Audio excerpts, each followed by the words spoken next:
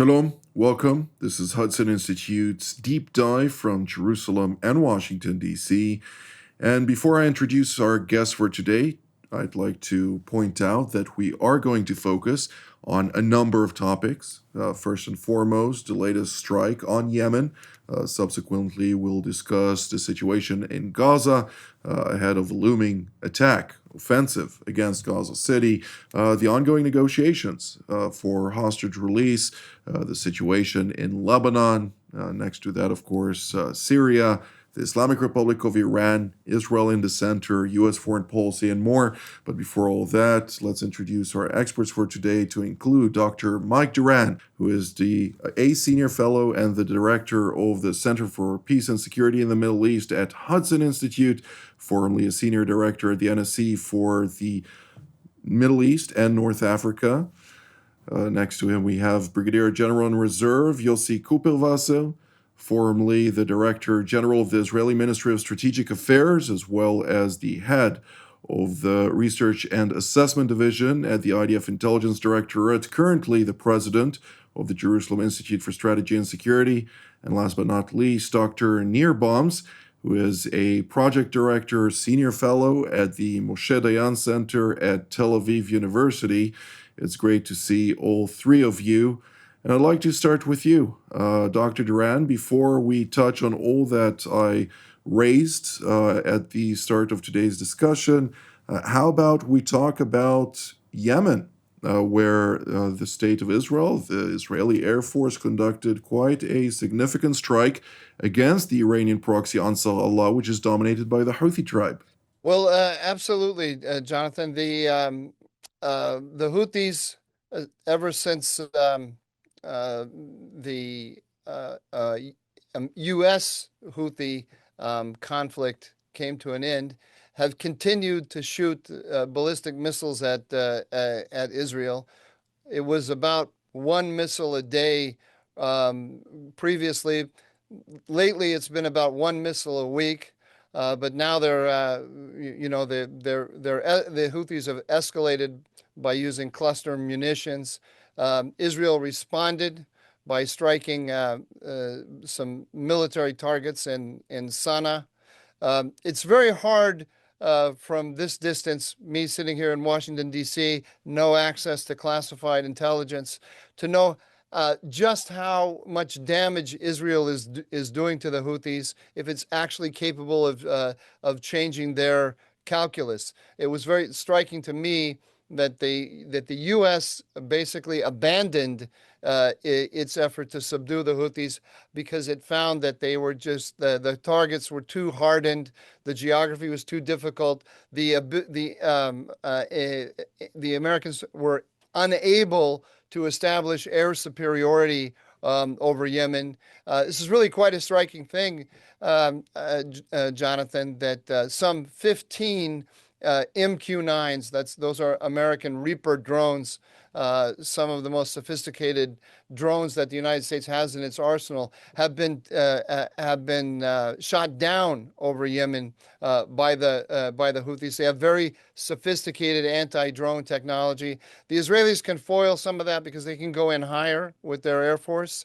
But it's an open question for me as to whether the Israelis can prevail where the Americans, and before that, previously the Saudis and the Emiratis did not succeed. I don't want to sound pessimistic. It's just an open question for me. I don't really know.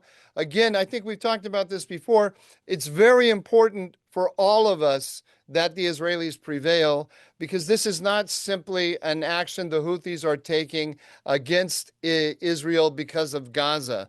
This is a muscle movement by the Iranians, and behind the Iranians, the Chinese, against the Western, the United States-dominated order in the Middle East and in the globe. They have weaponized the trade through the Suez Canal against the West, and the Chinese are providing targeting data and, through the Iranians, missile technology in order to do two things. One is to learn how the United States and its allies are going to counter these technologies, and secondly, to make sure that assets that the United States might be using in East Asia are being wasted in the Middle East. So I think we need to see this fight that Israel is conducting against the Houthis as a fight on behalf of the Western alliance system against the effort of China, Russia, Iran, and North Korea to undermine us. Thank you, Mike. General Kupel, when we're talking about the volume that was unleashed on Yemen, namely 10 aircraft were involved, the majority of which were, of course, multi-role aircraft. More than 35 munitions were dropped on a couple of separate targets, to include the palace, the presidential palace of the leader of the Houthis, alongside both power plants and fuel plants. It seems like the Houthis did not get the memo.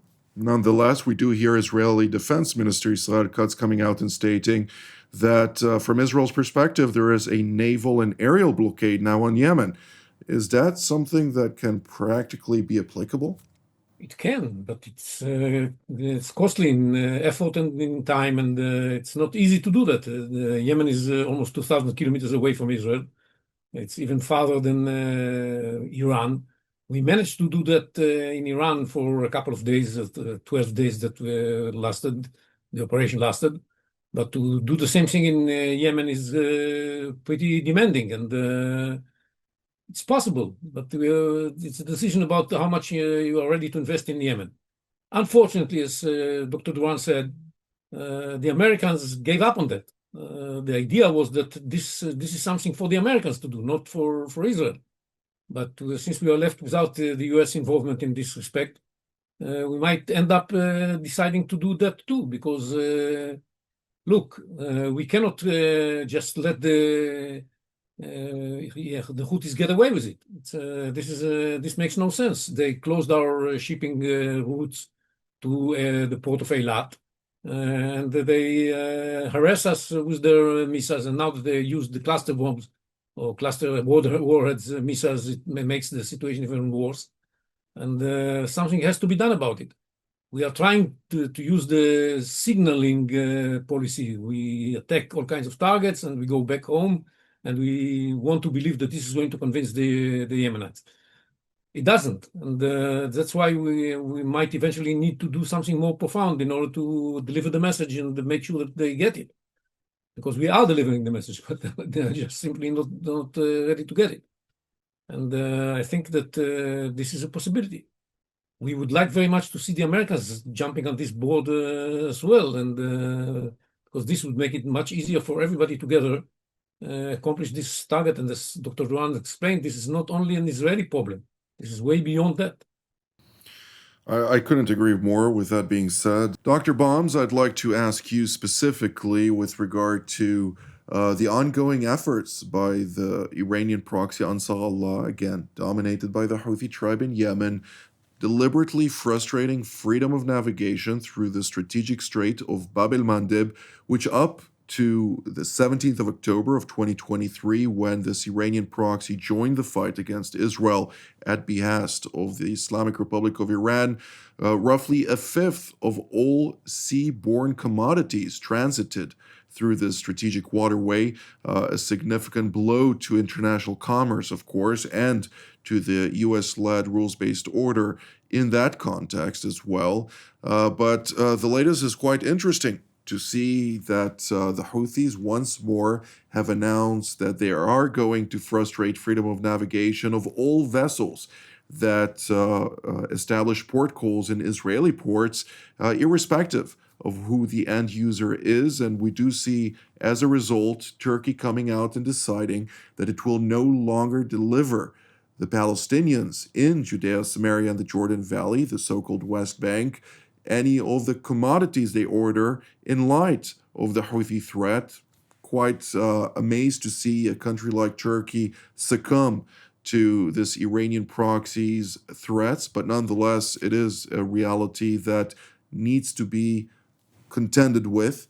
And I'd love to hear your take on this complexity that needs to be dealt with, let alone the frustration of the Egyptians, who are, of course, the ones bearing the largest brunt. Well, There is a U.S. coalition of 10 countries that's supposed to secure the routes of the Red Sea, and there's one country that's not a member of the coalition that is probably doing more to do that, and that's part of the paradox that we have here that you alluded to. Egypt is losing probably more than any other country when it comes to this particular conflict. And it's not really doing much to secure its own economic interest. Israel is doing something that most probably it should not really do. It's trying to create underdo a task of a power much bigger than Israel in attempting to tackle kinetically some of the challenges, security challenges of the region with not enough help. But that's what it has been doing after October 7th. And maybe it will trigger some other developments. And one of them, for example, is the IMAC, is the India Middle East land corridor that is getting now a bit more visibility, partially because of an understanding that there needs to be another way that is going to be more secured to secure trade routes. So the Houthis cannot for long sustain all of this against all of this opposition, but hopefully what was done with Israel's lead will be followed by the coalition and by other partners from the region who would like to see a stop for this, or to see an end for this. And there's going to be more help given to Yemenite players who are not Houthis to begin to take charge of this part of the land that has been controlled by an Iranian proxy. A good number of the Iranian proxies have been weakened. The Houthis somehow, and despite a very significant campaign against them since, as you've said, 2017, are still functioning. And hopefully some of this kinetic push along with other efforts, will be able to dismantle them because the Middle East needs to move beyond this malign influence of these Iranian proxies. The Middle East needs prosperity. The people deserve better lives than being stranded after war. We have seen the devastating influence of these types of forces all throughout the Middle East. We're now fighting, trying to create this as part of the questions that you've raised at the beginning of this, both in Syria and in Lebanon, with some degrees of potential progress. And that's the effort that needs to be sustained. Thank you, Dr. Bombs. Dr. Duran, I'd like to hear your take on this briefly as a reacts, but also in this context, I'd like to divert our attention to the Gaza Strip, since the Houthis claim that the moment the war in Gaza ends, they will cease any type of hostilities. So, in the Middle East, everything is connected to everything else. And that's true in terms of the events on the ground. But also with regard to American strategy toward the Middle East. So right now, what's being discussed among Israelis is whether to do a partial deal with Hamas, whereby Hamas will release 10 of the 20 living hostages, I think is what the press is saying. But anyway, some large number of the living hostages, and in return they will get some kind of extended ceasefire from Israel. The opposing side in Israel wants to stand on demands of a release of all hostages and the complete defeat of Hamas in the Gaza Strip. So let's say total victory. The difference between the two, of course, is that the total victory strategy or total victory position will require the Israelis at a minimum to go in and occupy Gaza City. But if they occupy Gaza City, there's still a very large number, hundreds of thousands of Gazans living in tents right next to Gaza City who will not be under occupation, which means that Hamas will still be there. Those who are arguing in favor of the partial deal are arguing that, look, we can go in, we can clean out Hamas from all of the population, but That is a huge undertaking, absolutely massive undertaking. We become responsible for all of the civilians in Gaza. We're going to lose a lot of soldiers in the process. We're going to be attacked internationally for that. And then at some point, we have to recede. And when we pull back, Hamas will just spring up again like weeds after a summer rain. So we're sort of damned if we do and damned if we don't. Those are the arguments. So what happens then, Jonathan, is, as I said, everything is connected to everything else. The question is, behind Hamas stands Iran. Behind Hezbollah stands Iran. Behind the Houthis stands Iran. And as I said, behind Iran stands China and Russia. The question is, can we achieve more? When I say we, I mean the United States and Israel together.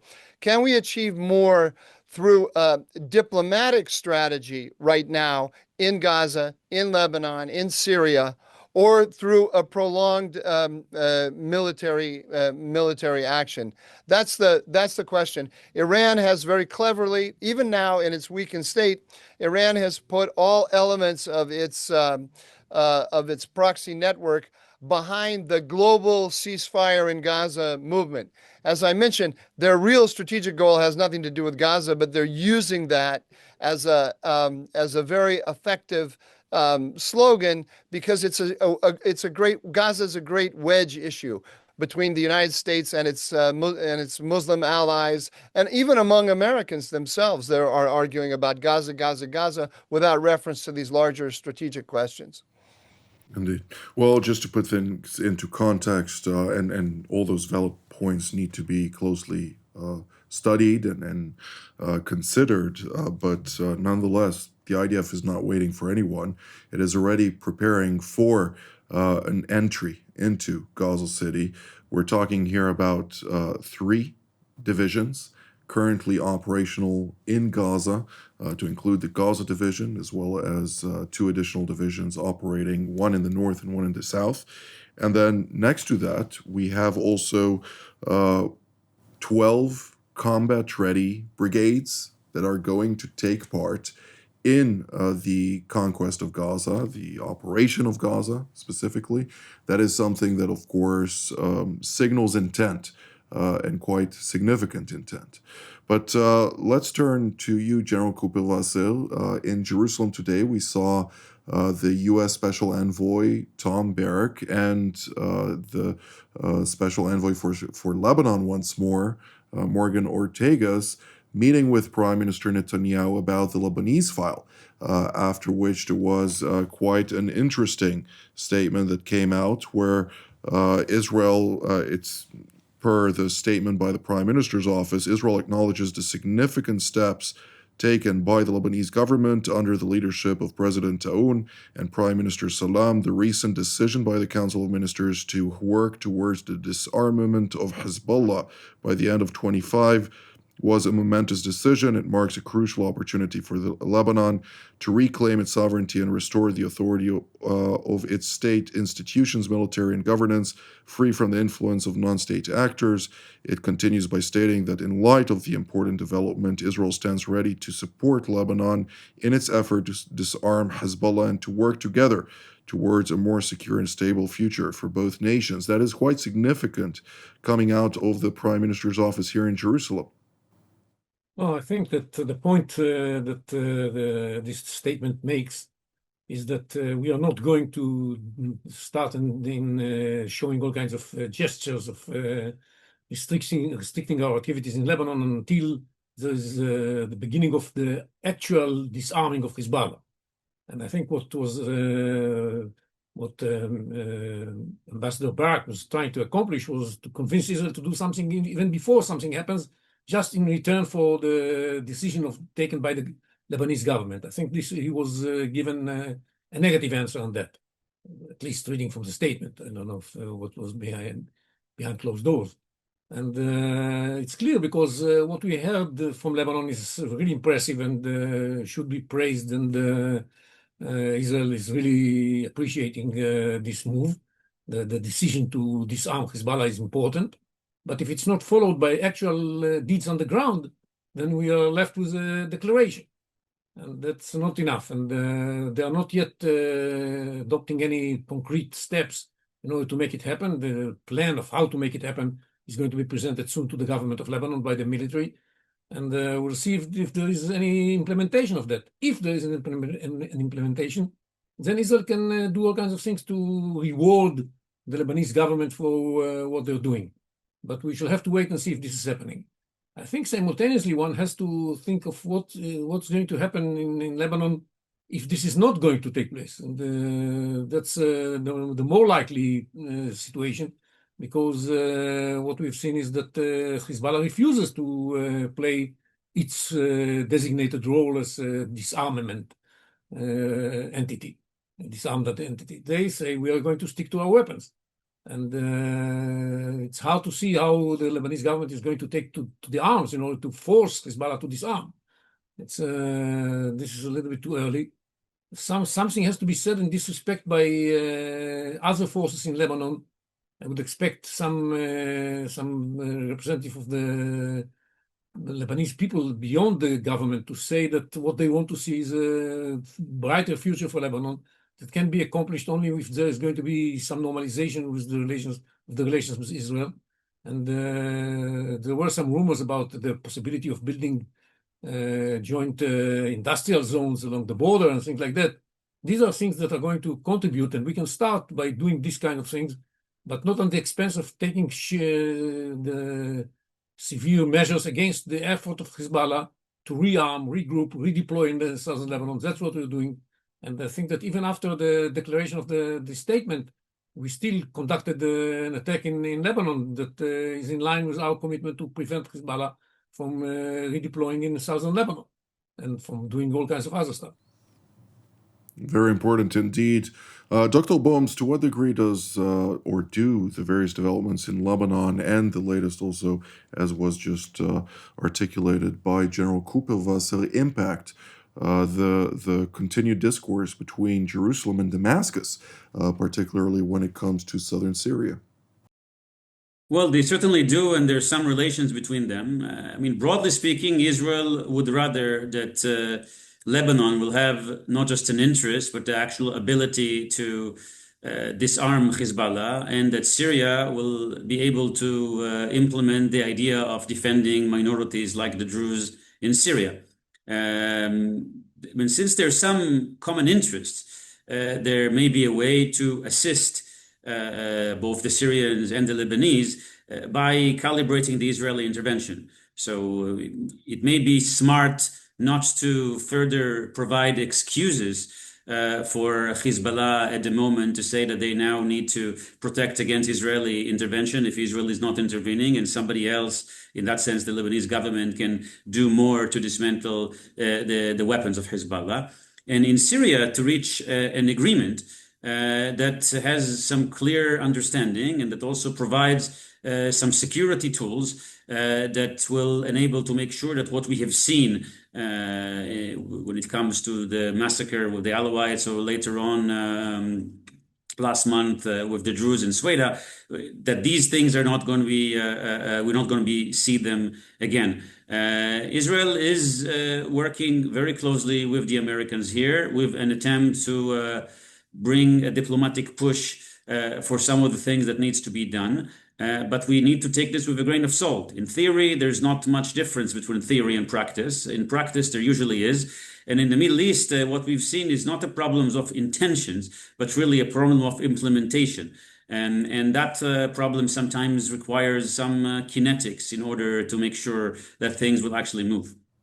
Dr. Duran, in 1 minute and 15 seconds that are left, what should we take into account within the broader strategic equation when talking about the Islamic Republic of Iran after hearing Ayatollah Ali Khamenei over the weekend stating quite openly that they're not going to budge and they're going to continue to maintain their defined position towards the United States in particular and the West at large?